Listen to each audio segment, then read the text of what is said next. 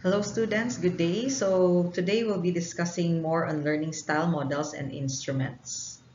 So this chapter highlights those commonly cited in recent reviews and in health sciences research literature that refer to the psychometric properties of each tool. So later we'll be learning more of the tools that would assess one's behavior and personality. So before using any learning style instruments, it is important to determine the reliability and validity of the tool and to realize that a total inclusive instrument that would measure all domains like cognitive, affective, psychomotor doesn't really exist. So therefore, it is best to use more than one assessment measurement tool for assessment. Also, the educator should not rely heavily on these instruments because it is not intended to diagnose but rather to validate what the learner perceives in comparison to what the educator perceives. So when approached from this perspective, these instruments will help the nurse educator in developing a more personalized form of instruction.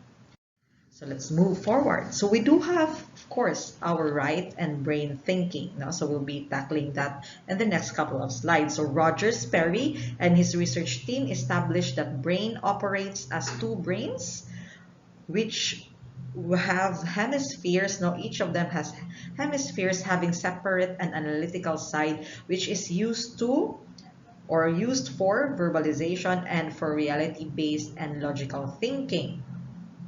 So for us to be able to connect both brain, so we do have what we call the corpus callosum, no? Can be used or learners can use both sides of the brain because of this connector, the whole green area right there in the screen that you can see, that is the corpus callosum, which connects the two different hemispheres.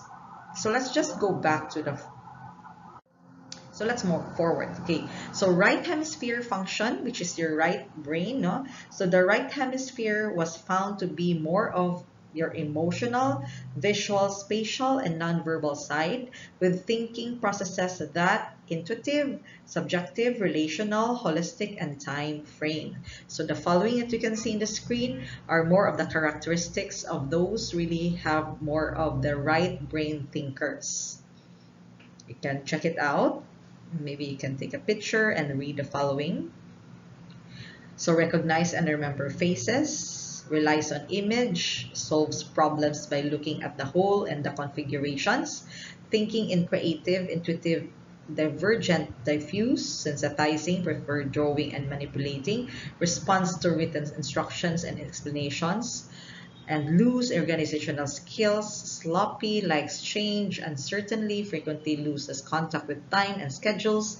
Geometry is preferred math. So if you like geometry or geometry, you are more of the right brain functioning or thinkers.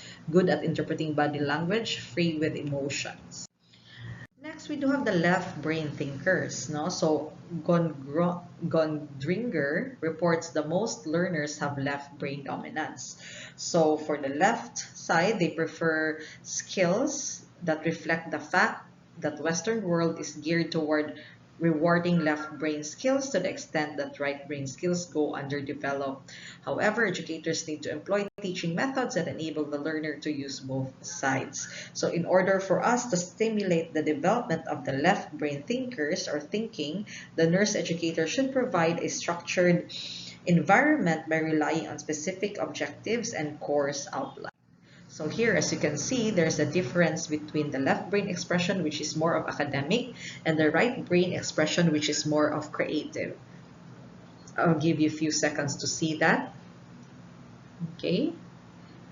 Next, so the left hemisphere functions more of thinking in critical, logical, convergent, focal, analytical, prefers talking and writing, responds to verbal instructors and explanations, relies on language and thinking and remembering, solves problems by breaking them into parts, then approaches the problem sequentially using logic, good organizational skills, neat, like stability, willing to adhere to rules, conscious of time and schedules, and algebra is the preferred or the favorite math. So if you like algebra, you're more of the academic side or you're more using your left brain hemisphere. Not as good as interpreting body language, control emotions, and recognizes and remembers name. So as a whole, no, the whole brain thinkers allows the learner to realize the best of both worlds in developing his or her thought processes. Duality of thinking is what educators should strive to teach to encourage learners to reach their full learning potentials. Then the brain does not exist in isolation, again, but rather it is connected to the entire body. So next we do have the instrument that is used to measure both the right and the left brain dominance. So we have what we call the brain preference indicator. So this consists of set of questions used to determine hemispheric functioning. So the BPI instrument reveals a general style of thought that results in a consistent pattern of behavior in all areas of the individual's life. So the other instrument next is the Hermann Brain Dominance Instrument, which is the HBDI. So this instrument is available widely in commercial, no, widely spread commercially, using this tool, which is a 116 question online assessment. This determines the degree of preference for each of the model's 4 style of thinking. So that's the 4 quadrants that I'm reflecting right now. So the HBDI clarifies or classifies learners in terms of the following 4 modes, with each quadrant corresponding to a brain structure and different preferences for thinking. So we do have quadrant A, left brain, cerebral, logical, analytical, quantitative, factual, and critical. Quadrant B refers to left brain, limbic, sequential, organized, planned, detailed, and structured. Quadrant C, right brain, limbic, emotional, interpersonal, sensory, kinetic, and symbolic. And quadrant D, right brain, cerebral, visual, holistic, and innovative. Next, we do have the field independence and field dependence perception. So an extensive series of studies conducted by Karp in 1971 identified 2 styles of learning in the cognitive domain, which are based on the bipolar distribution of characteristics of how learners process and structure in information in their environment. So these preference styles for certain environmental cues, we have a field independent person's perception is influenced more by immersed in the surrounding field. So the field independent individual have what?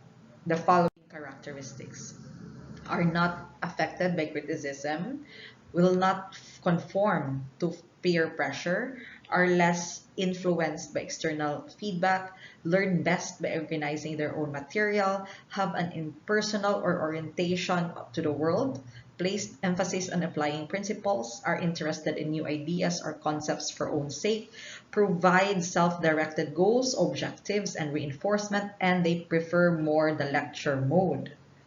Compared to the field-dependent learners, they are easily affected by criticism, will conform to the peer pressure, are influenced by feedback such as grades and evaluation, learn best when materials is organized, have a social orientation to the world, place emphasis on facts, need external goals, objectives, and reinforcements, and they prefer more discussion method than the lecture type of method. So next up, we do have the instrument to measure the field dependence and field dependence, which we call the group embedded figures test, or GEFT or GEFT. This will measure field independence and dependence, that is, how a person's perception of an item is influenced by the context in which it appears. So GEFT takes approximately 30 minutes to complete, is designed to determine a person's ability to find simple geometric figures within complex drawing. So this has been based on 35 years of psychological research on more than 2,000 individuals, and educators must keep in mind that the GEFT tool is based on psychological research when they attempt to apply findings broadly to the educational setting.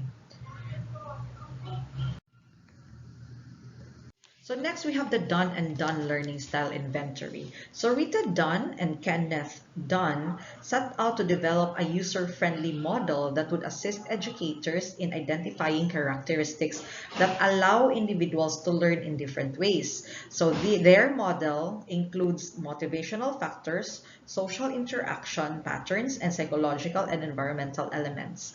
These researchers identified 5 basic stimuli. One is the environmental element, which refers to the sound, light, temperature, and design. 2, we have the emotional elements such as motivation, persistence, responsibility, and structure, which are developmental and emerge over time as an outgrowth of experiences that have happened at home, school, play, or work. We have third, sociological patterns such as the desire to work alone in groups, or a combination of these two approaches, which are thought to be socioculturally based. Fourth, physical elements such as a perceptual strength, intake, time of a day, and mobility, which are also biological in nature and relate to the way learners functions physically. Fifth, psychological elements such as the way learners process and react to information, which are also biological in nature. So these are the following learning styles of Dunn and Dunn, Rita Dunn and Kenneth Dunn, the different stimuli.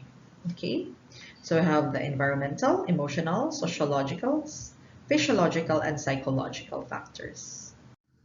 Next is the Myers-Briggs Type Indicator, or the MBTI. So Myers and Briggs developed an instrument called the Myers-Briggs Type Indicator that permits people to learn about their own type of behavior and understand themselves better with respect to the way in which they interact with others. So it measures differences in personality types, which are combinations of the 4 dichotomous preferences. So we have the following, no? Extroversion, likes group work, dislikes slow-paced learning, likes action and to experience things as the way to learn, others' opinions without being asked, ask questions to check on the expectation of the educator, sensing, more of practical, realistic, observant, learns from an orderly sequence of details, thinking, low need for harmony, finds ideas and things more interesting than people, analytical, they are more fair, intuition, always likes something new, imaginative, sees possibility, prefers the whole concept versus details, feelings, values harmony, more interested in people than things or ideas, sympathetic, accepting, perceiving, no? Perceiving, open-ended, flexible, play-oriented, and adapts to the environment. Next is a Kolb learning style cycle or learning. No? In this model, the learner is not a blank slate, but rather approaches a topic to be learned with preconceived ideas. So Kolb's theory on learning style is that it is a cumulative result of past experiences, heredity, and the demands of the present environment. These factors combine to produce different individual orientations to learning.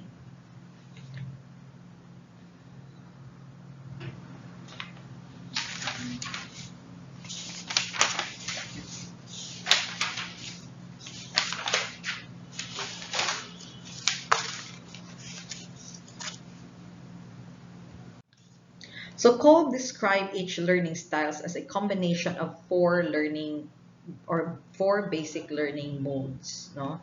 So it identified diverger, 1, the assimilator, 2, converger, and accommodator. So these learning styles are described by Kolb in his cycle. No? So the diverger are people with this learning style are good at viewing concrete situation from many point of view. They like to observe, gather information, and gain insights rather than take action. And working in groups to generate idea are more appealing to them.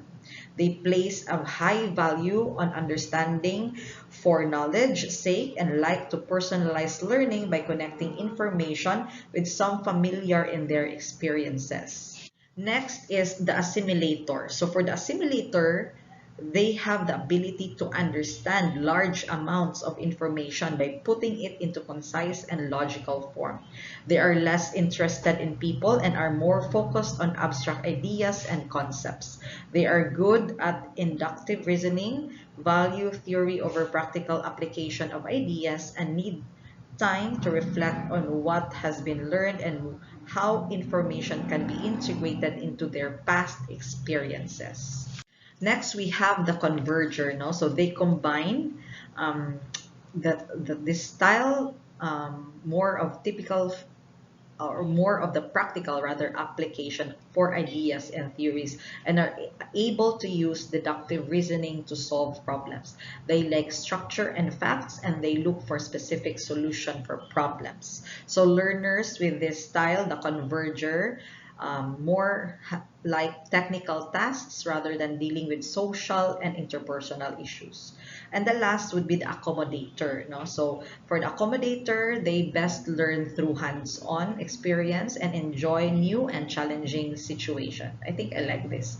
They act on intuition and gut feelings rather than on logic. These risk takers like to explore all possibilities and learn by experimenting with materials and objects.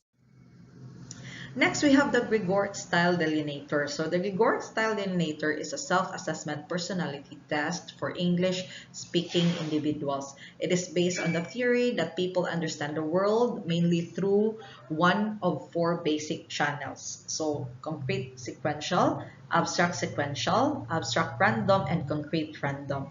So for the publisher, claims that knowing which channel is more representative of one's personality can reduce naivety, increase personal responsibility for thoughts and actions, and improve relationships. The test contains 10 items in which the examinee ranks 4 adjectives from 1 to 4, depending on which are most and least descriptive of himself. So rank numbers are added for each group of adjectives that represent a channel, and the results are graphed to show the magnitude of dominance of every channel scored highest. So after that, the examinee can then read a description of himself with relation to the following frames of references: world of reality, ordering ability, view of time, thinking processes, validation, attention, creativity, environmental preference, use of language, primary evaluative world, and negative characteristics.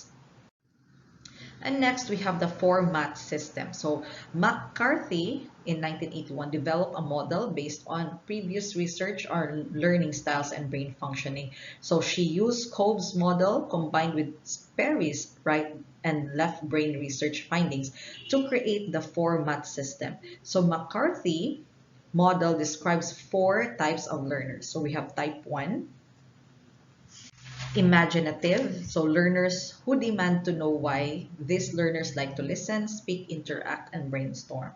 Type 2, more of analytical, learners who want to know what to learn. These learners are most comfortable observing, analyzing, classifying, and theorizing. Type 3, common sense. So learners who want to know why, how to apply the new learnings. These learners are the happiest when experimenting, manipulating, improving, and tinkering. Type 4, learners who ask what if. No? So these learners enjoy modifying, adapting, taking risks, and creating. So as you can see in the screen, you can see the different types of learners as what I have described earlier. So type 1, more interested on the question why. Type 2, on the question what. Type 3, how. And type 4, what if or so what. So what type do you belong? Are you more of the why, what, how, or what if? Okay. So next is the Gardner's 7 types of intelligence. So psychologist Howard Gardner developed a theory on finding from brain research, developmental or development work, and psychological testings. So he identified 7 kinds of intelligence located in different parts of the brain. So we have linguistic, logical, mathematical, spatial, musical, bodily kinetic, that's actually one word, bodily dash kinetic, interpersonal, and intrapersonal. And then he identified also the eighth kind of intelligence, which he called naturalistic.